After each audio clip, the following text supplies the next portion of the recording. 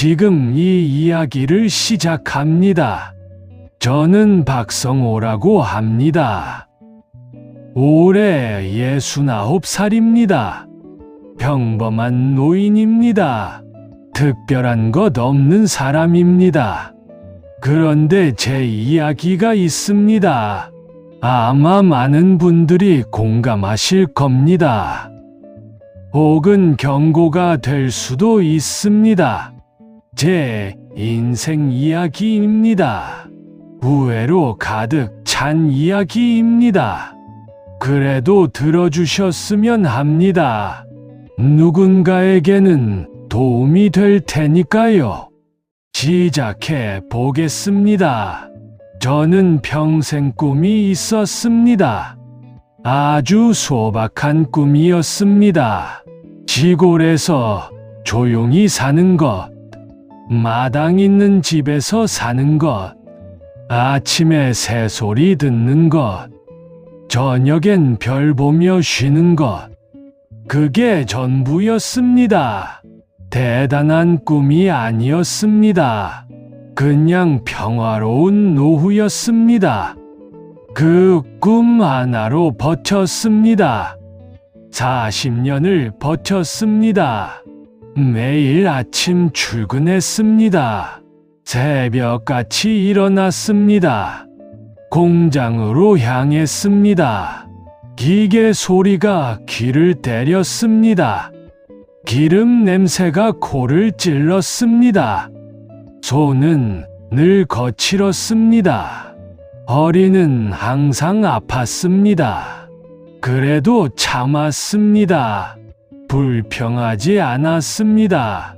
이유가 있었으니까요. 꿈이 있었으니까요.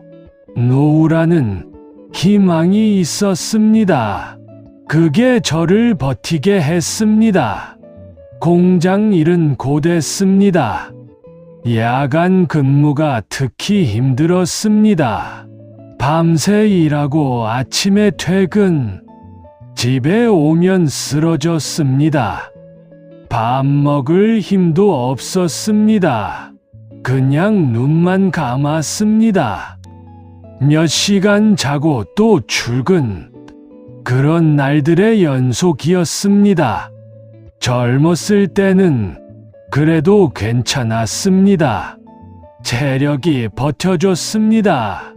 하지만 나이가 들면서요, 몸이 말을 안 듣더군요. 무릎이 시큰거렸습니다.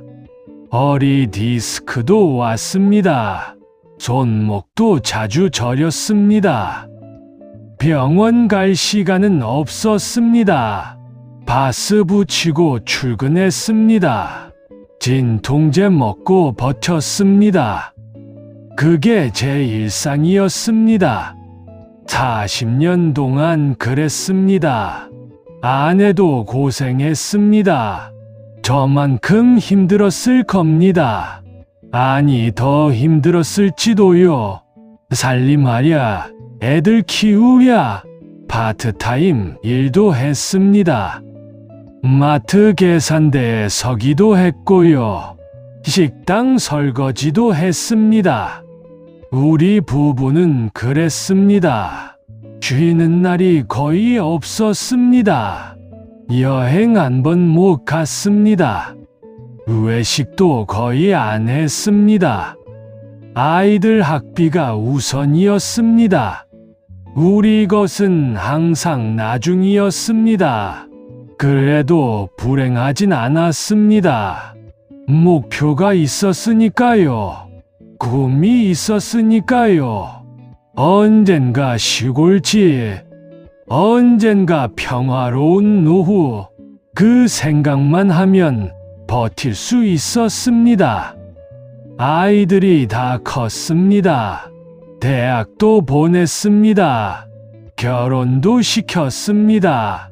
이제 손주도 있습니다.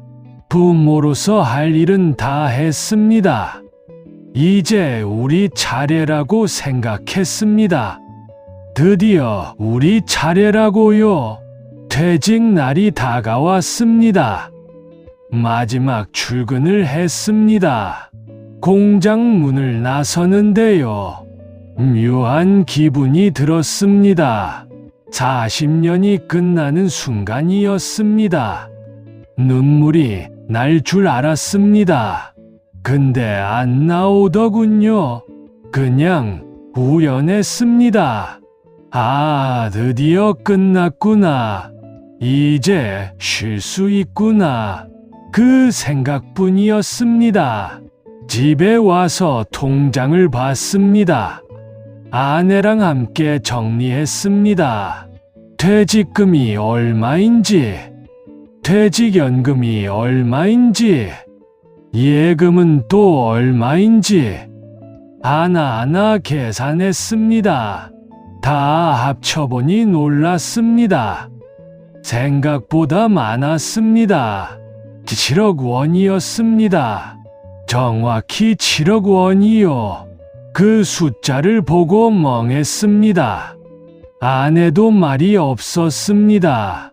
한참을 그렇게 앉아 있었습니다. 우리가 이만큼 모았구나. 40년 동안 아끼고 모은 돈, 술 안 마시고 모은 돈, 여행 안 가고 모은 돈, 옷 안 사고 모은 돈, 외식 안 하고 모은 돈, 그게 7억이 됐습니다. 아내가 제 손을 잡았습니다. 손이 따뜻했습니다. 주름진 손이었습니다. 고생한 손이었습니다. 그 손을 보니 울컥했습니다. 아내가 말했습니다. 여보, 이제 고생 끝난 거지. 그 말에 눈물이 났습니다. 참으려 했는데 안 됐습니다. 40년치 눈물 같았습니다. 그렇게 한참 울었습니다. 둘이서 울었습니다. 이제 뭘 해야 할까요? 아내에게 물었습니다. 아내는 바로 대답했습니다. 마당 있는 집에서 살고 싶어.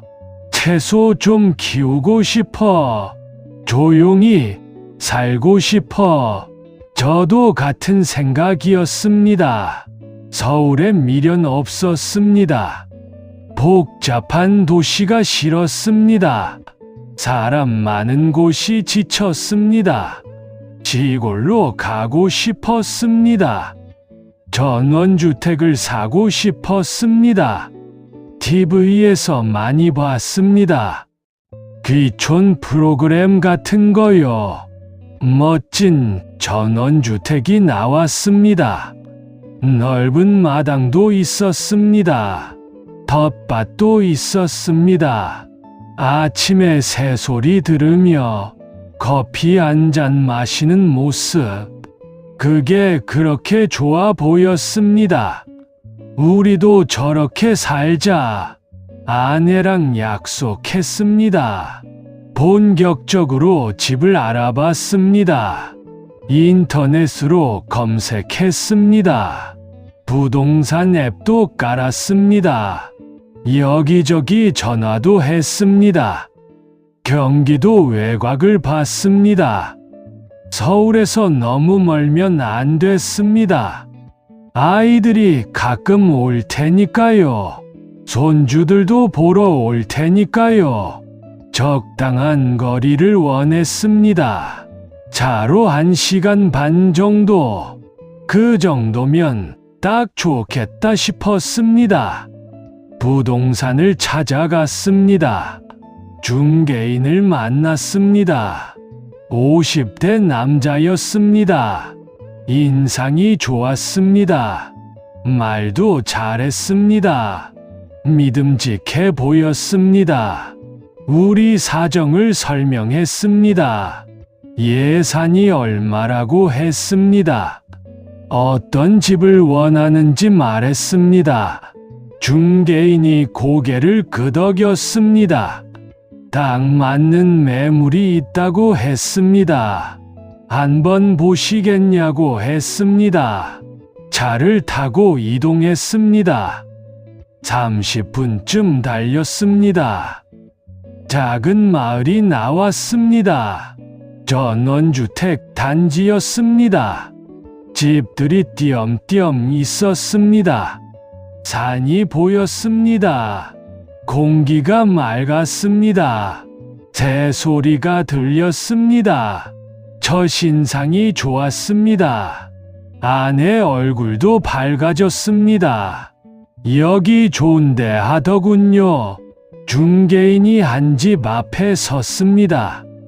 여기입니다. 하고 말했습니다. 대문을 열고 들어갔습니다. 마당이 넓었습니다. 잔디도 깔려 있었습니다. 나무도 몇 그루 있었습니다. 집은 2층이었습니다. 외관이 깔끔했습니다. 지은 지 얼마 안 된 것 같았습니다. 안으로 들어갔습니다. 거실이 넓었습니다. 창문도 컸습니다. 햇살이 잘 들어왔습니다. 주방도 괜찮았습니다. 방도 3개였습니다. 욕실도 2개였습니다. 우리 둘이 살기엔 충분했습니다. 아니, 넉넉했습니다. 아내가 이리저리 둘러봤습니다. 여기 정말 좋다고 했습니다. 텃밭도 할 수 있겠다고요. 손주들 오면 뛰어놀 수 있겠다고요. 저도 마음에 들었습니다. 솔직히 반했습니다. 이런 집에서 살고 싶었습니다. 이런 집을 꿈꿔왔습니다. 그런데 가격이 문제였습니다. 중개인에게 물었습니다. 얼마냐고요? 중개인이 대답했습니다. 원래 9억이 넘는 집입니다. 그 말에 실망했습니다. 우리 예산은 7억이니까요. 그런데 중개인이 말을 이었습니다. 근데 주인분이 급하세요. 해외로 나가셔야 한대요. 그래서 급매로 내놓으셨어요. 7억에 정리하신답니다. 그 말에 귀가 번쩍 뜨였습니다. 9억짜리가 7억이라고요? 2억이나 싸다고요? 이건 기회다 싶었습니다. 머릿속으로 계산했습니다. 우리 돈 딱 7억인데 이 집 사면 딱이네. 남는 돈은 없지만 노후 주거는 해결되네. 연금으로 생활하면 되네. 그렇게 생각했습니다. 근데 한편으로 불안했습니다. 이렇게 싼 데는 이유가 있지 않나. 뭔가 문제가 있는 거 아닌가. 그래서 물어봤습니다. 왜 이렇게 싸죠? 뭔가 하자 있는 거 아니에요. 중개인이 웃었습니다. 다들 그렇게 생각하세요. 그래서 기회인 거죠. 하자 있으면 제가 왜 보여드리겠어요. 그 말이 맞는 것 같았습니다. 중개인도 평판이 있을 테니 문제 있는 집 팔진 않겠지. 그렇게 생각했습니다. 서류도 보여줬습니다. 건축 허가증 같은 거요. 저는 잘 몰랐습니다. 서류 볼 줄 몰랐습니다. 그냥 도장 찍힌 거 보고 아, 제대로 된 거구나. 그렇게 넘어갔습니다. 지금 생각하면 바보 같았습니다. 왜 전문가한테 안 물어봤을까? 왜 확인을 제대로 안 했을까? 그때는 몰랐습니다. 그게 얼마나 중요한지. 중개인이 말했습니다. 솔직히 말씀드릴게요. 요즘 귀촌하시는 분들 많아요. 이런 매물 나오면 금방 나가요. 오늘 다른 분도 보러 온대요. 결정 안 하시면 그분이 가져갈 수도. 그 말에 조급해졌습니다. 아내와 눈을 마주쳤습니다. 어떡하지 하는 눈빛이었습니다. 저도 마찬가지였습니다. 이 기회 놓치면 안 될 것 같았습니다. 9억짜리를 7억에 사는 건데 이런 기회가 또 올까? 그렇게 생각했습니다. 중개인이 부추겼습니다. 지금 계약하시면 됩니다. 계약금만 먼저 걸어두세요. 나중에 취소해도 됩니다. 그 말에 마음이 움직였습니다. 일단 계약금만 걸자. 천천히 생각해보자. 그렇게 마음먹었습니다. 사무실로 돌아왔습니다. 계약서를 꺼내더군요. 복잡한 글씨가 빼곡했습니다. 읽어볼 엄두가 안 났습니다. 중개인이 설명해 줬습니다. 여기 서명하시면 됩니다. 여기 도장 찍으시면 됩니다. 별거 아니에요. 그 말대로 했습니다. 도장을 찍었습니다. 손이 살짝 떨렸습니다. 평생 모은 돈이니까요. 큰 결정이니까요. 떨리는 게 당연했습니다. 그래도 기분은 좋았습니다. 드디어 우리 집이 생긴다. 전원주택 주인이 된다. 그 생각에 설렜습니다. 계약금을 치렀습니다. 5천만 원이었습니다. 며칠 후 잔금을 치렀습니다. 6억 5천만 원. 통장이 텅 비었습니다. 하지만 괜찮았습니다. 그 돈으로 집을 샀으니까요. 우리 집이 생겼으니까요. 등기도 넘어왔습니다. 서류상 완벽했습니다. 이제 진짜 우리 집이었습니다. 이사 날이 왔습니다. 이삿짐을 쌌습니다. 서울 아파트를 떠났습니다. 30년 살던 곳이었습니다. 아이들 키운 곳이었습니다. 추억이 많은 곳이었습니다. 그래도 미련 없었습니다. 새 출발이 더 기대됐습니다. 전원주택으로 향했습니다. 짐을 풀었습니다. 마당에 서서 둘러봤습니다. 하늘이 넓었습니다. 공기가 달랐습니다. 서울 공기와는 완전 달랐습니다. 깨끗했습니다. 상쾌했습니다. 코끝이 시원했습니다. 아내가 옆에 섰습니다. 발장을 꼈습니다.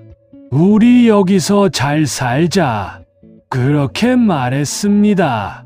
저도 고개를 끄덕였습니다. 그래, 여기서 늙자. 여기서 행복하게 살자. 진심으로 그렇게 생각했습니다. 첫날 밤이었습니다. 너무 조용했습니다. 서울은 항상 시끄러웠거든요. 차 소리, 사람 소리.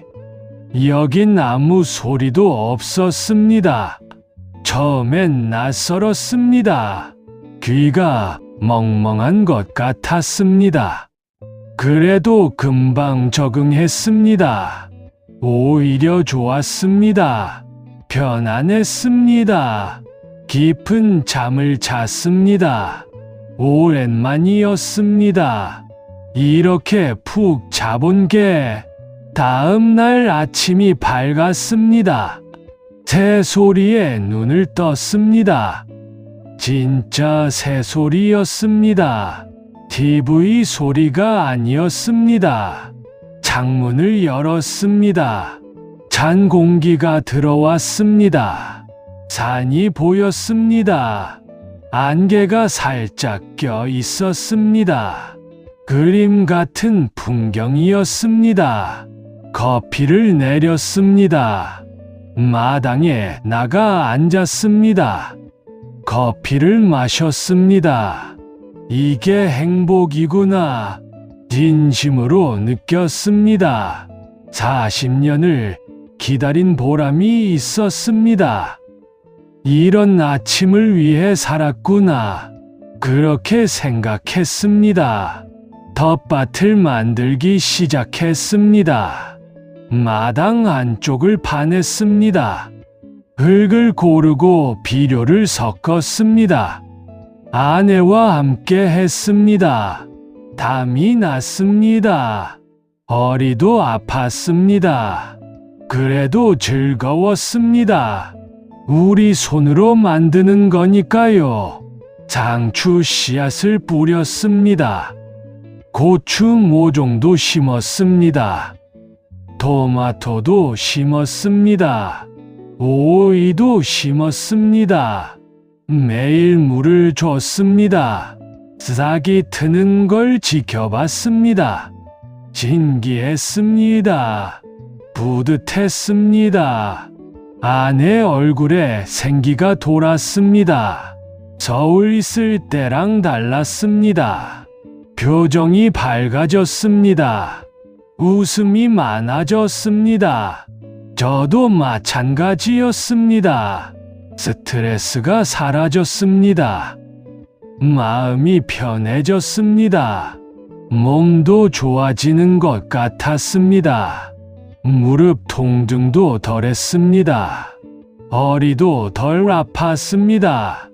공기가 좋아서 그런가? 마음이 편해서 그런가? 이유는 몰랐습니다. 그냥 좋았습니다. 동네 사람들과 친해졌습니다. 다들 비슷한 분들이었습니다. 서울이나 대도시에서 내려온 분들, 귀촌하신 분들이었습니다. 저녁에 모이기도 했습니다. 막걸리 한잔 하면서요. 고기도 굽고요. 이런저런 이야기 나눴습니다. 손주 자랑도 하고, 건강 이야기도 하고, 요즘 농사 이야기도 하고, 즐거운 시간이었습니다. 외롭지 않았습니다. 서울보다 더 사람 냄새가 났습니다. 이웃이 있었습니다. 정이 있었습니다. 그게 좋았습니다. 시간이 천천히 흘렀습니다. 서울에선 시간이 발랐습니다. 하루가 휙휙 지나갔습니다. 여기는 달랐습니다. 하루가 길었습니다. 좋은 의미로요. 여유로웠습니다. 급할 게 없었습니다. 아침에 일어나서 커피 마시고, 텃밭 돌보고, 점심 먹고, 낮잠 자고, 저녁에 산책하고, 그런 일상이었습니다. 단조롭지만 행복했습니다. 이게 노후구나. 이렇게 사는 거구나. 만족스러웠습니다. 계절이 바뀌었습니다. 봄이 왔다가 여름이 왔습니다. 텃밭 채소들이 무럭무럭 컸습니다. 상추가 제일 먼저 됐습니다. 다섯 쌈 싸 먹었습니다. 아삭아삭했습니다. 내가 키운 거라 더 맛있었습니다.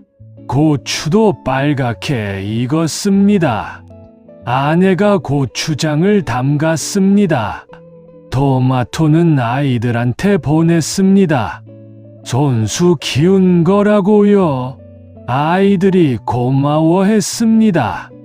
맛있다고 했습니다. 그 말이 뿌듯했습니다.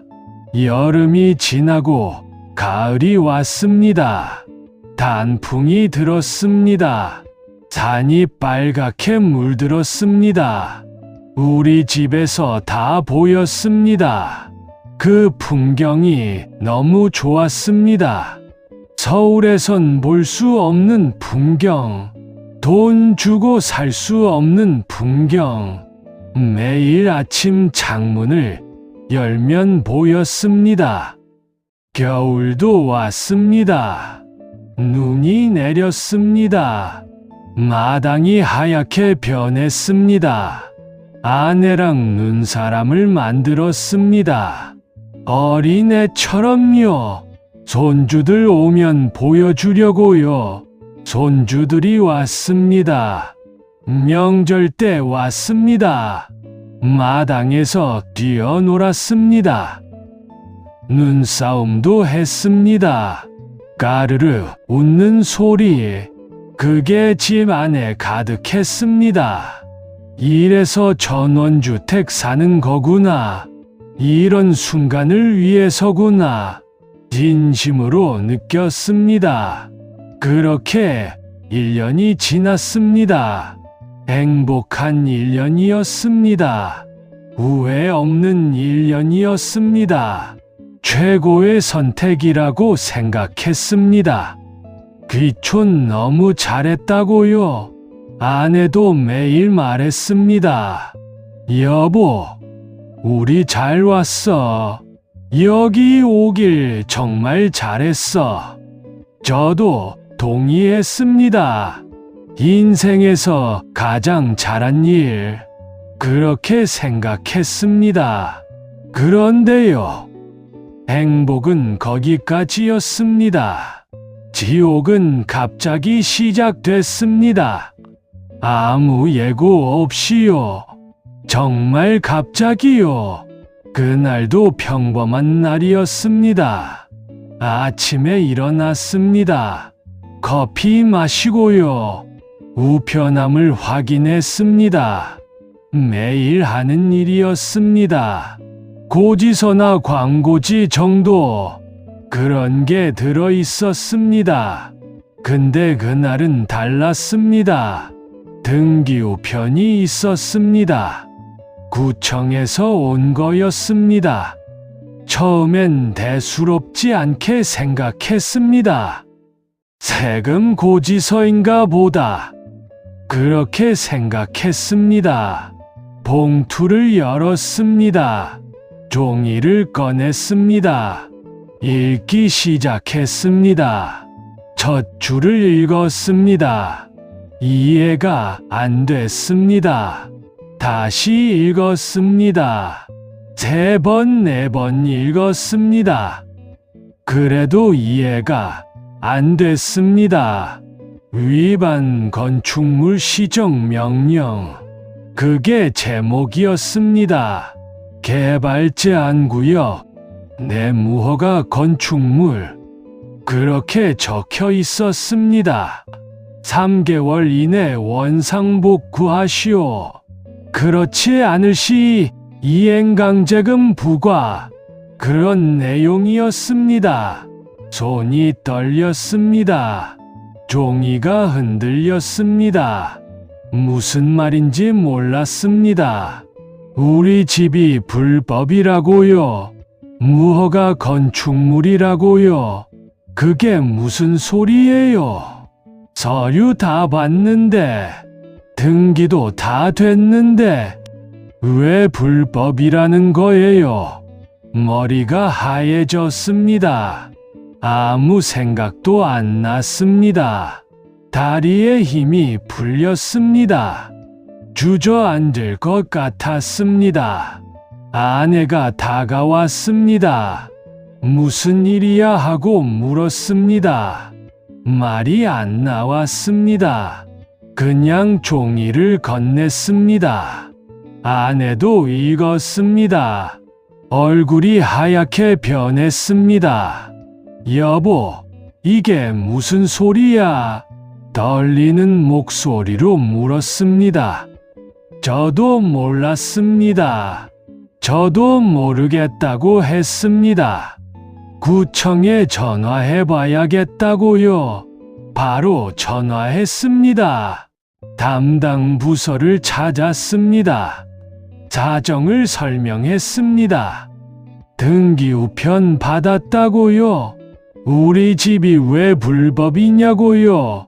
담당 공무원이 말했습니다. 해당 건물은 개발 제한 구역입니다. 그린벨트라고도 하죠. 여기에 건물을 지으려면요, 특별한 허가가 필요합니다. 그 허가 없이 지어진 겁니다. 그래서 불법입니다. 그 말을 듣고 반박했습니다. 저는 건축 허가 서류 봤어요. 중개인이 보여줬어요. 도장도 다 찍혀 있었어요. 공무원이 대답했습니다. 그건 일반 건축 허가일 겁니다. 개발 제한 구역 해제 허가가 아니에요. 다른 허가가 필요한 겁니다. 그게 없으면 불법입니다. 머리가 복잡했습니다. 무슨 말인지 솔직히 모르겠다고요. 좀 쉽게 설명해 달라고요. 공무원이 한숨을 쉬었습니다. 쉽게 말하면요, 여기는 원래 집 짓는 데가 아닙니다. 특별 허가 없인 못 짓는 곳이에요. 근데 허가 없이 지었어요. 그래서 철거해야 합니다. 철거라는 말에 소름이 돋았습니다. 집을 부숴야 한다고요? 우리가 살고 있는 집을요? 7억 주고 산 집을요? 그건 안 된다고 했습니다. 저희가 여기서 살고 있어요. 다른 방법 없나요? 공무원이 말했습니다. 방법은 두 가지입니다. 허가를 받거나 원상복구를 하거나. 허가받는 건 어떻게 하냐고 물었습니다. 거의 불가능하다고 했습니다. 그린벨트는 해제가 안 된다고요? 특별한 경우 아니면요? 그럼 원상복구는요? 건물 철거하고요. 원래 땅 상태로 되돌리는 겁니다. 비용은 최소 몇 억이라고요? 어디서 그 돈을 구해요? 우리 돈은 집 사는데 다 썼는데. 그 말을 했습니다. 공무원은 담담하게 말했습니다. 그건 저희가 알 바가 아닙니다. 현재 소유자가 책임자입니다. 이전 소유자가 뭘 했든요, 지금 주인이 책임지는 겁니다. 그 말이 너무 억울했습니다. 저는 몰랐어요. 중개인도 문제 없다고 했어요. 사기당한 거예요. 공무원이 말했습니다. 그건 민사 문제입니다. 중개인이나 이전 주인하고 해결하세요.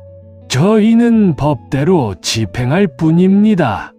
3개월 안에 조치 안 하시면요, 이행강제금 나갑니다. 얼마냐고 물었습니다. 연간 300만 원 정도라고요. 매년 계속 나간다고요. 조치할 때까지요. 전화를 끊었습니다. 아내가 물었습니다. 뭐래 하고요? 저는 대답을 못했습니다. 그냥 고개를 저었습니다. 아내가 울기 시작했습니다. 저도 눈물이 났습니다. 어떻게 이런 일이, 어떻게 이럴 수가, 그 생각뿐이었습니다. 정신을 차리고요. 중개인에게 전화했습니다. 분명 연락처가 있었습니다. 전화가 연결됐습니다. 다행이다 싶었습니다. 사정을 얘기했습니다. 불법 건축물이라는 통보 받았다고. 어떻게 된 거냐고. 중개인이 당황하는 것 같았습니다. 아, 그게요. 저도 몰랐습니다. 서류상 문제 없었거든요. 저도 피해자예요. 그 말에 화가 났습니다. 피해자라고요. 당신이 팔아놓고 피해자예요. 당신이 문제 없다고 했잖아요. 중개인이 말했습니다. 저는 서류만 봤어요. 서류가 이상 없었어요. 확인할 의무가 저한테 없어요. 법적으로 제 책임 아닙니다. 그게 말이 되냐고 소리쳤습니다. 부동산이 확인해야 하는 거 아니냐고. 그게 일 아니냐고. 중개인이 목소리를 높였습니다. 저도 사업하는 사람입니다. 모든 걸 다 확인할 순 없어요. 매물이 얼마나 많은데. 법적 책임 없으면 저도 방법 없어요. 변호사 만나보세요. 그리고 전화를 끊었습니다. 다시 전화했습니다. 받지 않았습니다. 계속 전화했습니다. 결국 번호가 차단됐습니다. 이전 소유자에게 연락하려 했습니다. 연락처가 없었습니다. 중개인한테 물어볼 수도 없었습니다. 연락이 안 되니까요. 서류를 뒤졌습니다. 계약서를 찾았습니다. 이전 소유자 이름이 있었습니다. 연락처도 있었습니다. 전화를 걸었습니다. 없는 번호라고 나왔습니다. 인터넷으로 검색했습니다. 찾을 수 없었습니다. 막다른 골목이었습니다. 모든 문이 닫혀 있었습니다. 저 혼자 남은 것 같았습니다. 아니, 우리 부부만 남았습니다. 책임자도 없고요. 도와줄 사람도 없고요.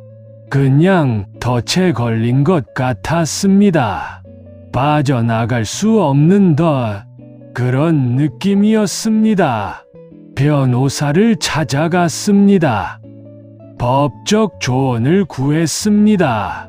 사정을 설명했습니다. 변호사가 서류를 봤습니다. 한참을 봤습니다. 그리고 말했습니다. 안타깝지만요. 법적으로 어렵습니다. 중개인 책임을 묻기가요. 왜 어렵냐고 물었습니다. 중개인이 고의로 속였다는 증거가요. 없으면 안 됩니다. 중개인도 몰랐다고 하면요. 과실 정도밖에 안 됩니다. 그것도 입증하기 어렵고요. 이전 소유자는요. 연락이 안 되니까 소송에도 의미가 없습니다. 그럼 방법이 없나요? 변호사가 고개를 저었습니다. 소송은 가능합니다. 근데 비용이 많이 들어요.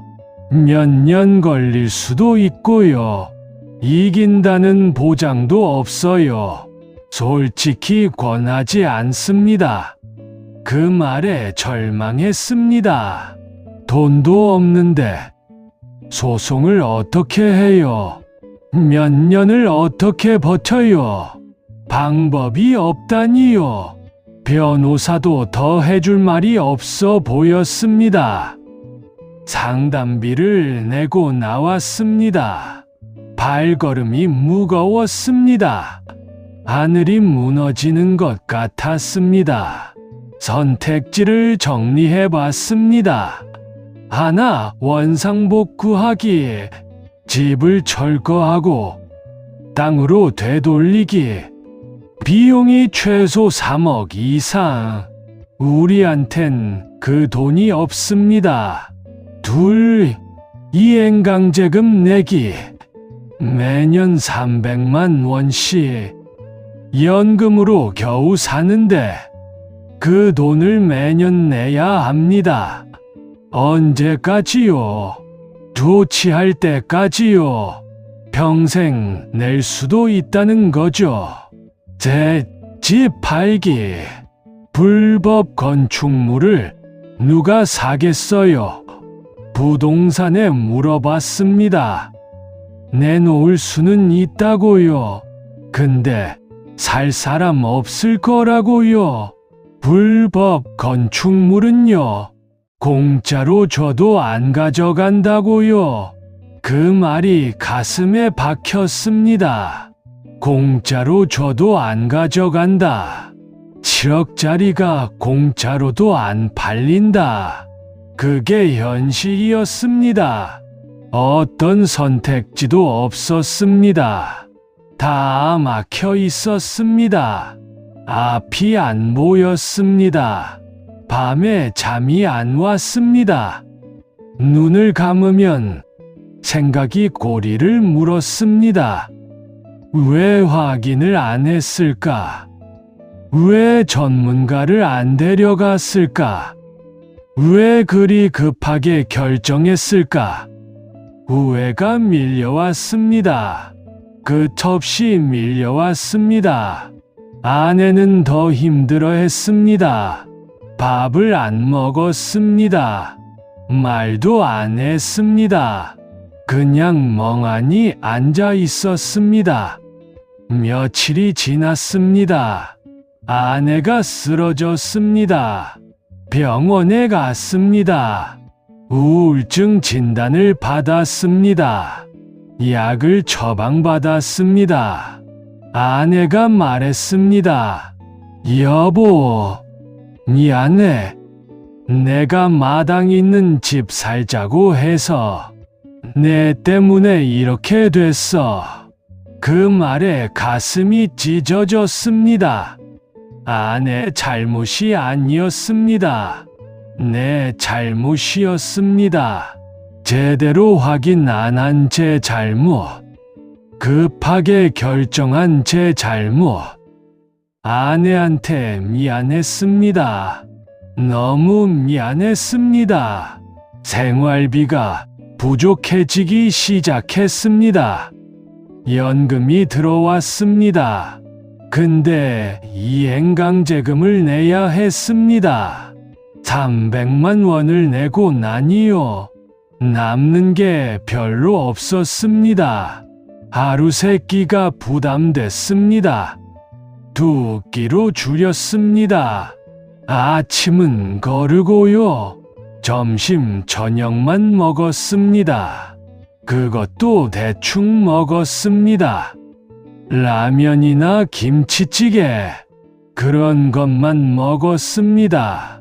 반찬 가짓수를 줄였습니다.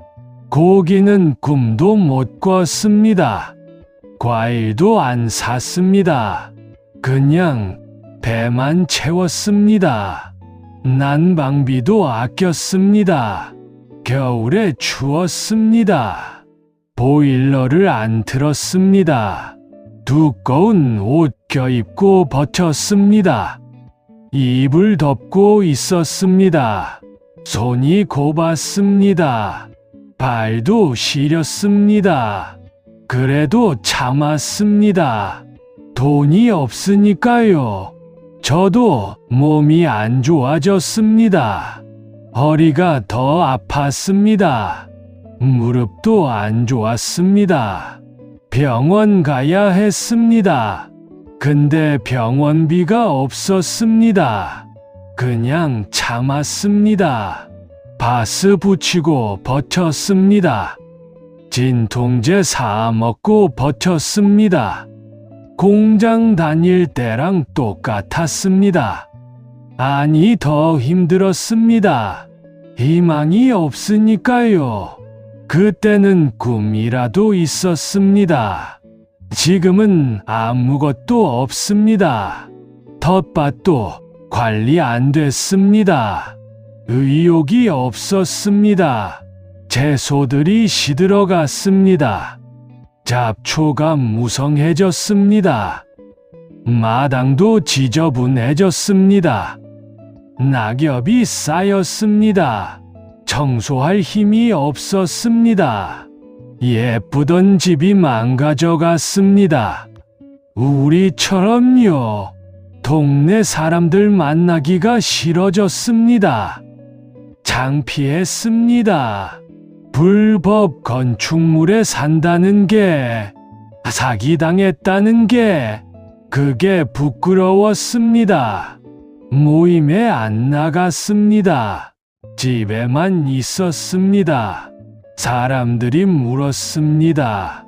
요즘 왜 안 보이세요? 괜찮으세요? 그냥 바쁘다고 했습니다. 괜찮다고 했습니다. 거짓말이었습니다. 전혀 괜찮지 않았습니다. 아이들한테 말 못했습니다. 알리기 싫었습니다. 걱정시키기 싫었습니다. 아빠가 사기당했다. 전 재산 날렸다. 그 말을 어떻게 해요? 자존심이 안 허락했습니다. 애들 앞에서 무능한 아버지. 그건 되고 싶지 않았습니다. 명절에 아이들이 왔습니다. 웃는 척 했습니다. 괜찮은 척 했습니다. 밥도 차려줬습니다. 빚내서 차린 밥이었습니다. 아이들이 물었습니다. 아버지의 안색이 안 좋아요. 어머니도 많이 야위셨네요. 그냥 나이 먹어서 그렇다고 했습니다. 시골 생활이 좀 힘들다고 대수롭지 않게 말했습니다. 아이들이 믿었는지 모르겠습니다. 그냥 넘어갔습니다. 아이들이 가고 나니요. 집이 다시 조용해졌습니다. 텅 빈 것 같았습니다. 마음도 텅 빈 것 같았습니다. 밤에 잠이 안 왔습니다. 생각이 멈추지 않았습니다. 왜 이렇게 됐을까? 어디서 잘못된 걸까? 답이 안 나왔습니다. 후회만 계속됐습니다. 가끔 생각했습니다. 차라리 그냥 끝낼까? 그런 생각이 들었습니다. 위험한 생각이었습니다. 알고 있었습니다. 근데 멈출 수가 없었습니다. 너무 힘들었습니다. 희망이 안 보였습니다. 그래도 참았습니다. 아내 때문에 참았습니다. 내가 없으면 아내가 어떻게? 그 생각으로 버텼습니다. 시간이 흘렀습니다. 상황은 나아지지 않았습니다. 이행강제금은 계속 나왔습니다. 연금은 계속 깎였습니다. 생활은 계속 어려웠습니다. 악순환이었습니다. 빠져나갈 수 없는 굴레. 그 안에 갇혀 있었습니다. 2년이 지났습니다. 아무것도 달라지지 않았습니다. 아니, 더 나빠졌습니다. 빚이 생겼습니다. 생활비가 모자라서요. 작은 대출을 받았습니다. 그걸로 버텼습니다. 근데 이자가 붙었습니다. 갚을 수가 없었습니다. 빚이 점점 늘었습니다. 눈덩이처럼 불어났습니다. 집은 여전히 안 팔렸습니다. 내놓기는 했습니다. 보러 오는 사람이 없었습니다. 불법 건축물이라는 말에 다들 돌아섰습니다. 당연한 거였습니다. 누가 불법 집을 사겠어요? 저도 안 샀을 겁니다. 그걸 몰랐던 게 한심했습니다. 아내 상태가 더 나빠졌습니다. 우울증 약을 늘렸습니다. 그래도 효과가 없었습니다. 말이 더 줄었습니다. 웃지 않았습니다. 하루 종일 누워 있었습니다. 밥도 안 먹으려 했습니다. 억지로 먹였습니다. 이러다 아내가 죽겠다 싶었습니다. 무서웠습니다. 아이들한테 결국 말했습니다. 더는 숨길 수가 없었습니다. 상황을 설명했습니다.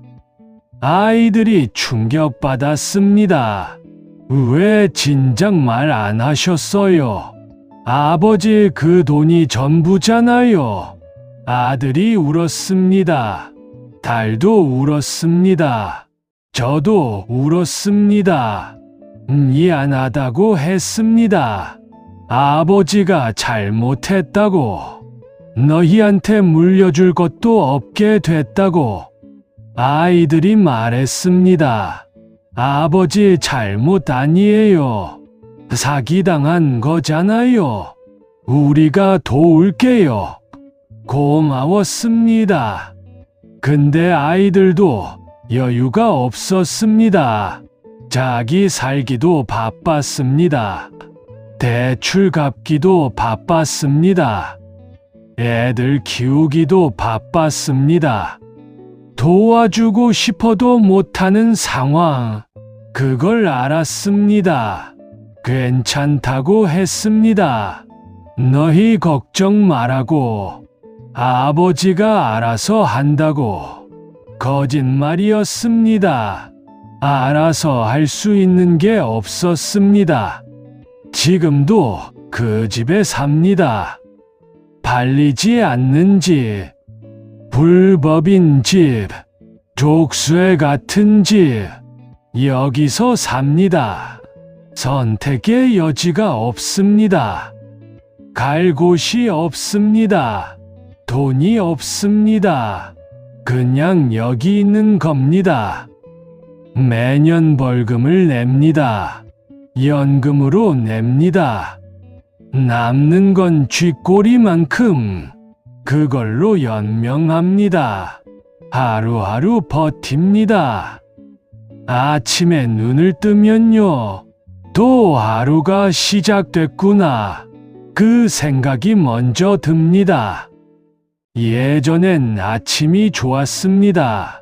새소리, 커피, 여유, 그런 게 좋았습니다. 지금은 아침이 무섭습니다. 또 하루를 버텨야 하니까요. 얼마나 더 버텨야 할까요? 언제까지 이래야 할까요? 답이 없습니다. 끝이 안 보입니다. 7억 원이었습니다. 제 인생의 모든 것이었습니다.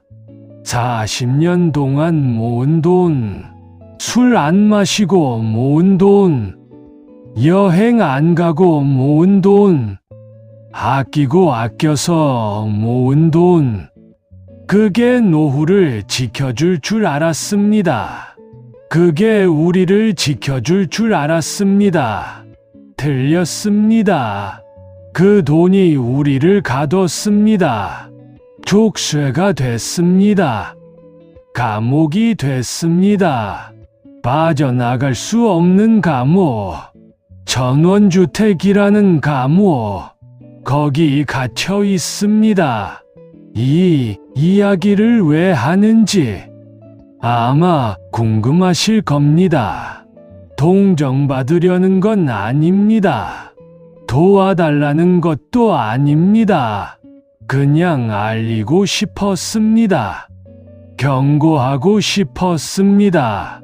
이런 일이 일어날 수 있다고, 나 같은 사람이 될 수 있다고.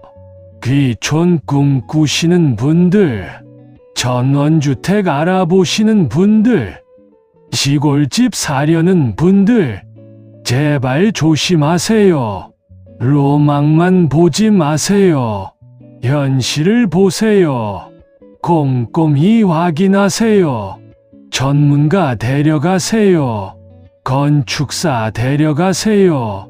법률 전문가 데려가세요. 돈 아끼지 마세요. 확인에 돈 아끼지 마세요.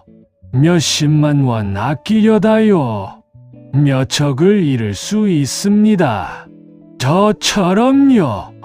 농지 전용 확인하세요. 개발 제한 구역 확인하세요. 그린벨트인지 확인하세요. 도로 문제 확인하세요. 불법 증축 있는지 확인하세요. 모든 걸 확인하세요. 서류만 믿지 마세요. 중개인 말만 믿지 마세요. 직접 확인하세요. 발품 파세요. 귀찮아도 하세요. 번거로워도 하세요. 그게 당신을 지킵니다. 급하게 결정하지 마세요. 기회라는 말에 넘어가지 마세요. 오늘 아니면 안 된다. 그런 말 믿지 마세요. 좋은 매물은 또 나옵니다. 기회는 또 옵니다. 급할 것 없습니다. 천천히 알아보세요.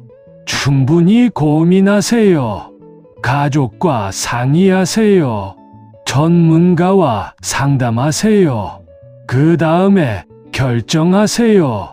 제가 그랬어야 했습니다. 근데 안 그랬습니다. 급하게 결정했습니다. 확인 안 하고 샀습니다. 그래서 이렇게 됐습니다.